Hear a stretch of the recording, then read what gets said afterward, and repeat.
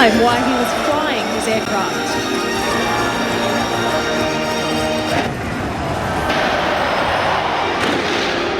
ബ്രസീലിന്റെ അഭിമാനമായ മാരക്കാന സ്റ്റേഡിയത്തിലായിരുന്നു 16 ദിവസം ലോകമൊത്തുചേർന്ന ഒളിമ്പിക്സിന്റെ സമാപനം.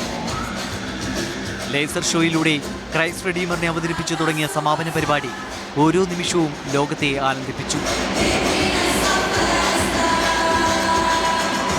78,000 കാണികൾക്ക് മുന്നിൽ ബ്രസീലിയൻ കലാകാരന്മാർ പുതുമയുടെ വഴികൾ തേടി. ഉദ്ഘാടന ചടങ്ങിന് സമാനമായ പരിസ്ഥിതി സംരക്ഷണത്തിന്റെ സന്ദേശവുമായി കലാപ്രകടനങ്ങൾ.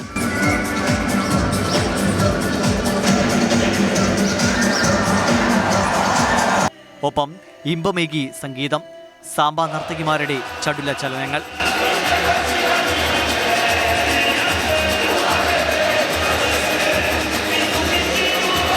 മാരക്കാനയിൽ ദീപവിസ്മയമൊരുക്കി കരിമരുന്ന് പ്രയോഗം, ഒപ്പം ലേസർ ഷോയും.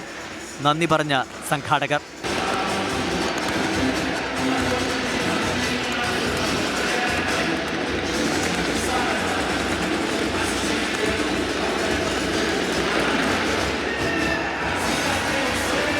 ഇനി ജപ്പാന്റെ ഊഴം.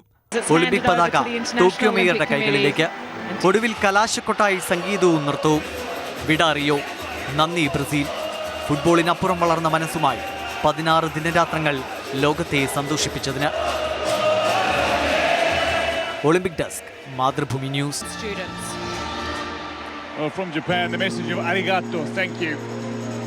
മാരക്കാനയിൽ ബ്രസീലിനെ മാത്രമല്ല ലോകത്തെ തന്നെ വെല്ലുവിളിക്കുന്നു ജപ്പാൻ.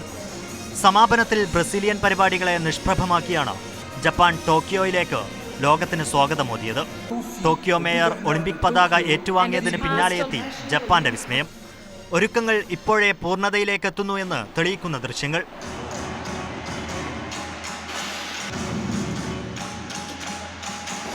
കാർട്ടൂൺ കഥാപാത്രങ്ങൾ അണിനിരന്ന വീഡിയോയിൽ അവസാന ഘട്ടത്തിൽ എത്തി നിൽക്കെ ലോകത്തെ മുഴുവൻ ഞെട്ടിച്ച് ജാപ്പനീസ് പ്രധാനമന്ത്രി ഷിൻസോ ആബെ സ്റ്റേഡിയത്തിന് നടുക്ക് ഉയർന്നു വന്നു, ചുവന്ന പന്തുമായി.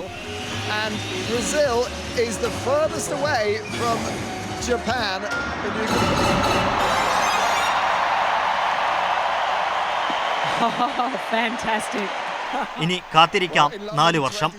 ബെയ്ജിങ്ങിന് ശേഷം മറ്റൊരു ഏഷ്യൻ നഗരം ലോകം കീഴടക്കുന്നത് കാണാൻ.